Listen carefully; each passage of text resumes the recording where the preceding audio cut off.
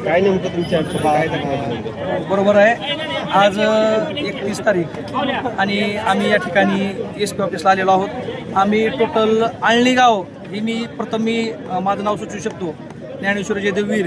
मी आळणी गावचा नागरिक असून या ठिकाणी आळणी गावामध्ये एक धतिंग म्हणा किंवा एक असे गुंडगिरी प्रवृत्तीचे लोक आहेत की त्यांचे एक टोळी आहे, 15 ते 20 लोकांची टोळी आहे.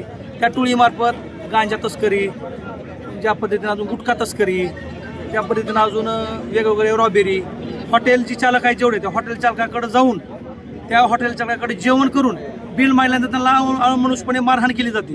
परवा दिवशी आमच्या गावामध्ये एक किस्सा झाला की मुलीला छेडछाड करण्यात आली. त्या मुलीला छेडछाड केल्यानंतर त्या मुलीच्या भावानं प्रत्युत्तर म्हणून विचारलं की तू अशा पद्धतीनं माझ्या बहिणीला तू छेडलं का, असं म्हणल्यानंतर त्याला अमानुषपणे मारहाण करण्यात आली. त्याला मारहाण केल्यानंतर तो मुलगा घरी पळून गेला. घरी पळून गेल्यानंतर त्याच्या आजीला, त्याच्या वडिलाला कत्तीनं, कोयत्यानं आणि काठीनं, रॉडनं बेदम मारहाण करण्यात आली. असं झाल्यानंतर आळणी गावचे सरपंच प्रमुख काकावीर यांनी स्वतःची गाडी घेऊन रक्ताच्या थारोळ्यात पडलेल्या ह्या 3 व्यक्तीला त्या गाडीमध्ये घेतलं गेलं आणि शासकीय रुग्णालय धाराशिव या ठिकाणी उपचारासाठी आम्ही आणत होतो. आणत असताना ती गाडी आडून, ती गाडी फोडून त्या गाडीचा ड्रायव्हर आणि ते जे रक्त थारोळ्यात पडलेले व्यक्ती होते त्यांना डबल मारहाण करण्यात आली. आणि वारंवार सांगितलं जातंय की पोलीस प्रशासन माझं काहीही करू शकत नाही. ह्याच्या आधी माझ्यावर 10 गुन्हे दाखल आहेत. माझे पूर्ण पोलिसासोबत लागे बांधे आहेत, माझे हप्ते बांधलेले आहेत, माझे कुणीही काही वाकडं करू शकत नाही अशा पद्धतीनं बोललं जातंय.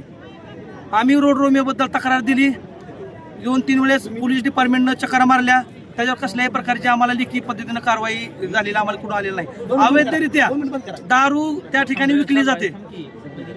एक सांगायचंय, शाहू फुले आंबेडकर, छत्रपती शिवाजी महाराज, छत्रपती संभाजी महाराज ह्या महाराष्ट्रामध्ये अशा पद्धतीची दादागिरी खपवून घेतली जाईल का? सर्वसामान्य लोक ह्या ठिकाणी आज 500 ते 1000 लोकांचा जो जमाव आहे आळणी गावातला, रीतसर कोणत्याही प्रकारे घोषणा न देता, कसल्याही प्रकारचे बॅनर न घेता, कोणताही जाती धर्मात, सगळ्या जाती धर्मात लोक आलेले आहेत. आणि एक सांगू इच्छितो, कोणत्याही जातीला आम्ही टार्गेट करत नाहीत.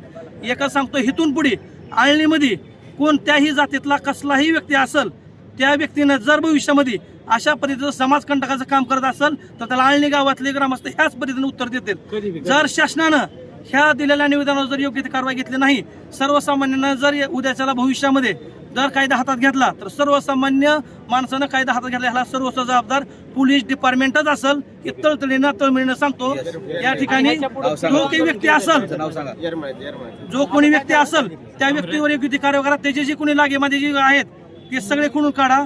4-5 डिपार्टमेंटमधून आम्ही केली 10 FR आहेत. 10 FR पर्यंत त्याच्यावर आजपर्यंत का कारवाई झाली नाही ही गोष्टी लक्षात घ्या. आणि ह्या ठिकाणी जी आलेले व्यक्ती आहेत ह्या व्यक्तीच्या भविष्यात जीवाला धोका होऊ शकतो, त्यामुळे लक्षात घ्या. आणि आमच्या आत्मसंरक्षणासाठी आम्ही जर उद्या प्रति हल्ला केला तर ह्याला सर्वस्व जबाबदार ती व्यक्ती असेल, एवढी कळकळीची विनंती.